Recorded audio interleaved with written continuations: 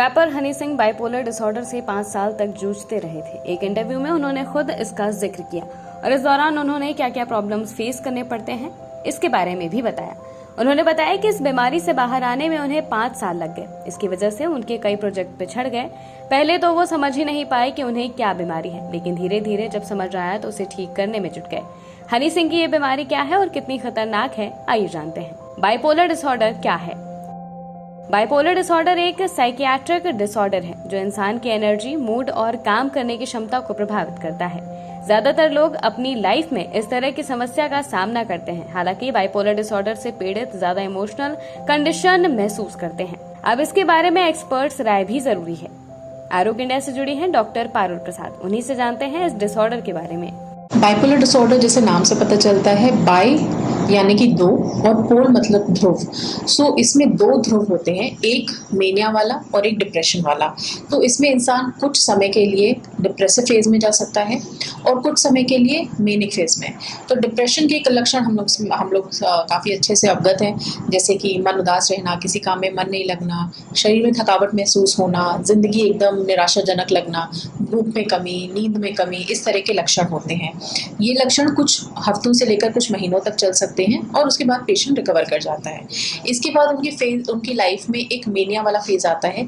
Mania यानी कि शरीर में ज़रूरत से ज़्यादा एनर्जी, बहुत ज़्यादा बोलना, बहुत बड़ी बड़ी बातें करना, अपने औचित्य से बढ़कर बातें करना, बहुत ज़्यादा खर्चा करना, जैसे कि अनावश्यक की चीज़ों को खरीदना, अनावश्यक पैसा खर्च करना, नींद 2 घंटा सोकर भी बहुत ज़्यादा एनर्जेटिक फील करना, ऐसा लगता है कि अब हम सब कुछ कर सकते हैं, ओवर ऑप्टिमिस्टिक और ओवर एनर्जी से भरपूर, बहुत ज़्यादा कपड़े खरीदना, कपड़े पहनना, अपने आप को सजना संवरना, इसमें चिड़चिड़ापन, गुस्सा ये भी हो सकता है। तो जब पेशेंट बहुत ज़्यादा सिवियर कंडीशन हो जाती है तो उसमें पेशेंट बहुत ज़्यादा आक्रामक हो जाते हैं, अपने घर वालों को नुकसान पहुंचा सकते हैं, खुद को नुकसान पहुंचा सकते हैं।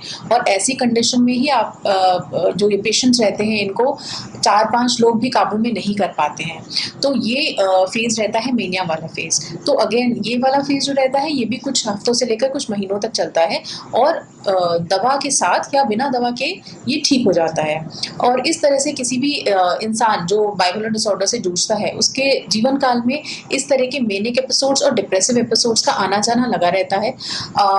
और जैसे बहुत ये एक क्या कहते हैं मिथ होता है लोगों के दिमाग में कि बाइपोलर मतलब कि मूड स्विंग्स, जबकि ऐसा नहीं होता है। मूड स्विंग्स में क्या रहता है, एक समय पे आप बहुत ज़्यादा गुस्सा हो रहे हो, अगले समय पे आप शांत हो जा रहे हो, बिना किसी कारण चिड़चिड़ापन हो रहा है। इसके उलट बाइपोलर डिसऑर्डर में जब आपको मेनिक फेज आता है तो वो लगातार कुछ महीनों तक आप बहुत ज़्यादा ओवर एक्टिव और जैसे मैंने बाकी के सिम्टम्स बताया वैसा रहता है। और जब आप डिप्रेस्ड रहते हो तो वो कुछ महीनों तक डिप्रेशन वाला फेज चलता है। इस डिसऑर्डर का इलाज कितने दिनों तक चलता है और कैसे इसमें पेशेंट्स को मैनेज किया जाता है? इसका मेडिकेशन कितने दिनों तक चलता है, इसे भी जानते हैं। तो बाइपोलर डिसऑर्डर 1% लोगों में पाया जाता है और इसका जो ड्यूरेशन रहता है वो कुछ इस प्रकार से रहता है कि अगर आपको पहला एपिसोड हुआ है, चाहे वो मेनिया का हो चाहे डिप्रेशन का, ऑफकोर्स अगर डिप्रेशन का पहला एपिसोड होता है तो आप ये प्रिडिक्ट नहीं कर सकते हो कि वो बाइपोलर होगा या आगे चल के सिर्फ यूनिपोलर मतलब एक ध्रुव में ही मतलब लगातार सिर्फ डिप्रेसिव एपिसोड्स ही आ रहे हैं। अगर आपको मेनिक एपिसोड आता है तो अगर सिर्फ एक मेनिक एपिसोड आया है तो आपका ट्रीटमेंट कम दिन तक चलता है, मान के चलिए लगभग 1 साल तक। लेकिन अगर मान लीजिए आपको लगातार एपिसोड्स आ रहे हैं और ज़्यादातर केसेस में एक से ज़्यादा एपिसोड्स ही आते हैं तो वहाँ पर जो बाइपोलर डिसऑर्डर रहता है वो एक लाइफ टाइम डायग्नोसिस रहता है। मतलब आप एक बार उस चीज़ से डायग्नोस हो गए तो आपको ज़िंदगी भर ये खतरा बना रहता है कि आपको फ्यूचर में कभी भी एपिसोड्स आ सकते हैं। इसके कुछ रिस्क फैक्टर्स हैं ऑफ कोर्स, जैसे कि अगर आप बहुत ज़्यादा सब्सटेंस का सेवन करते हैं, शराब पीते हैं या किसी और तरह का नशा करते हैं तो उसमें आपका चांसेस बढ़ जाते हैं। अगर आपकी फैमिली लाइफ में कुछ इंटरपर्सनल प्रॉब्लम चल रहा है उसकी वजह से कोई स्ट्रेस है तो ये प्रॉब्लम आपको बाइपोलर डिसऑर्डर हो सकता है। इसके अलावा अगर आपका नींद पूरा नहीं हुआ है उसकी वजह से ये प्रॉब्लम हो सकता है। तो इस तरह के कुछ कारक रहते हैं जिससे ये आपका डिसऑर्डर बार बार हो सकता है। साथ ही साथ अगर आप मेडिसिन कंटिन्यू करते हैं तो बाइपोलर डिसऑर्डर के एपिसोड्स आने की संभावना बहुत कम हो जाती है। इसके विपरीत अगर आप मेडिसिन को डिसकंटिन्यू करते हैं या मेडिसिन को नागा करके लेते हैं तो उसमें ये एपिसोड आने के चांसेस बढ़ जाते हैं। इस डिसऑर्डर के पीछे क्या वजह रहती है? आखिर ये डिसऑर्डर क्यों होता है? बाइपोलर डिसऑर्डर एक आनुवंशिक बीमारी है। इसमें ज़्यादातर केसेस में कुछ ना कुछ फैमिली हिस्ट्री होगी, परिवार में किसी को ये डिसऑर्डर रहेगा।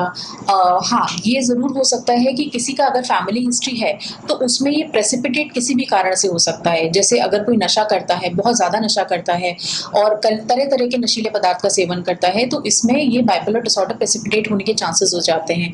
अगेन जैसे मैंने बताया कि अगर मान लीजिए बचपन से लेकर उनका स्ट्रेस लेवल इस तरह से रहा है कि उनका धीरे धीरे करके जो टॉलरेटिंग कैपेसिटी है वो कम होती जा रही है, तो एक पॉइंट पे फिर वो बाइपोलर डिसऑर्डर प्रेसिपिटेट हो सकता है। अगर आपकी लाइफ में लगातार कोई इंटरपर्सनल प्रॉब्लम चल रहा है, बहुत ज़्यादा स्ट्रेसफुल चीज़ें चल रही हैं, तो ये डिसऑर्डर आपको हो सकता है।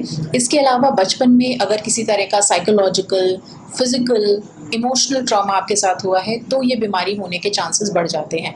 बट इसका जो सबसे ज़्यादा कॉमन कारण है वो है जेनेटिक हिस्ट्री या फैमिली हिस्ट्री। और साथ ही साथ मैं ये भी बताना चाहूँगी कि बाइपोलर डिसऑर्डर में हमारे ब्रेन में कुछ केमिकल्स रहते हैं जिनके इम्बैलेंस की वजह से हमें मेनिया या डिप्रेशन हो सकता है। जैसे कि मेनिया में डोपामीन का लेवल बढ़ जाता है और डिप्रेशन वाले फेज़ में सेरोटोनिन का लेवल कम हो जाता है। ये मेन केमिकल्स इन्वॉल्व हैं, इसके अलावा भी बहुत सारे केमिकल्स का इन्वॉल्वमेंट रहता है।